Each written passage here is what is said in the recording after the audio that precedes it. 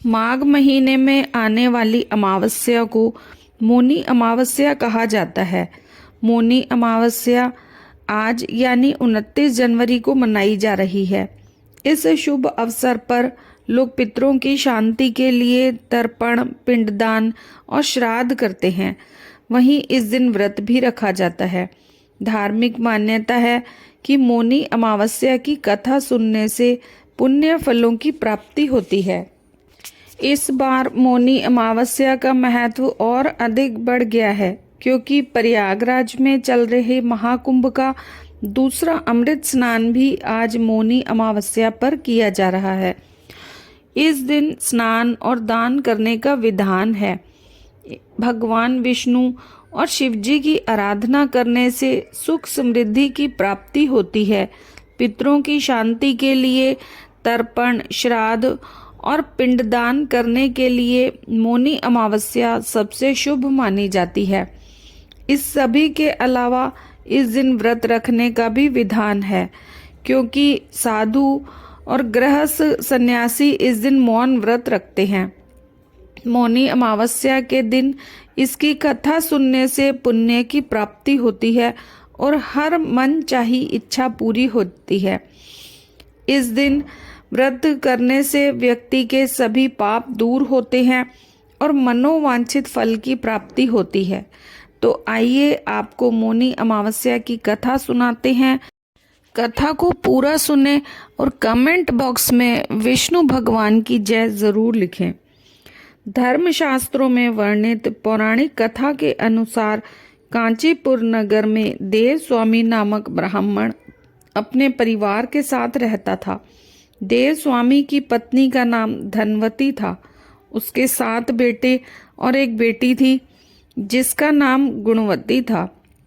एक बार देव स्वामी ने पुत्री गुणवती के विवाह के लिए एक ज्योतिषी के पास उसकी कुंडली देखने के लिए भेजी।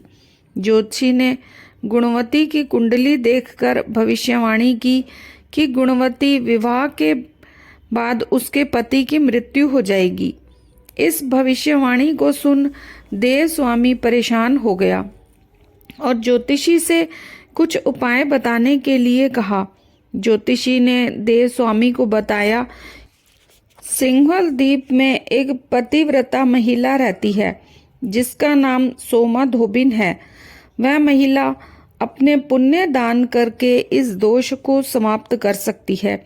इस बात को सुनकर देव स्वामी ने गुणवती को उसके छोटे भाई के साथ सोमा धोबिन के पास भेजा। दोनों भाई बहन समुद्र को पार करने के बारे में सोचने लगे। जब उन्हें कोई रास्ता नहीं मिला तो वे यात्रा के दौरान दोनों समुद्र किनारे एक पीपल के पेड़ के नीचे आराम करने के लिए रुक गए। उस पेड़ पर एक गिद्ध का परिवार रहता था। गिद्ध के बच्चों ने उन दोनों भाई बहन की सारी बातें सुन ली और अपनी माँ से कहा कि इन दोनों की मदद करो। फिर गिद्ध की माँ ने दोनों भाई बहनों को समुद्र पार करवा दिया और वे सोमा धोबिन के घर पहुँचे। गुणवती ने सोमा धोबिन के घर के कार्यों में सहायता की और अपनी सारी समस्या बताई। इसके बाद सोमा ने गुणवती के घर जाकर उसकी शादी के दिन पूजा पाठ करके अपने पुण्य गुणवती को दान कर दिए और इससे गुणवती की कुंडली में वैधव्य दोष दूर हो गया। जब देव स्वामी ने सोमा से उसके पुण्य प्राप्ति के बारे में पूछा तो उसने कहा कि मौनी अमावस्या के दिन मैंने भगवान विष्णु की पूजा और 108 परिक्रमा की, जिससे मेरे पति और बेटे की अकाल मृत्यु टल गई। ये कथा सिखाती है कि मौनी अमावस्या पर व्रत, दान और भगवान विष्णु की आराधना से जीवन में सुख, समृद्धि और पुण्य की प्राप्ति होती है।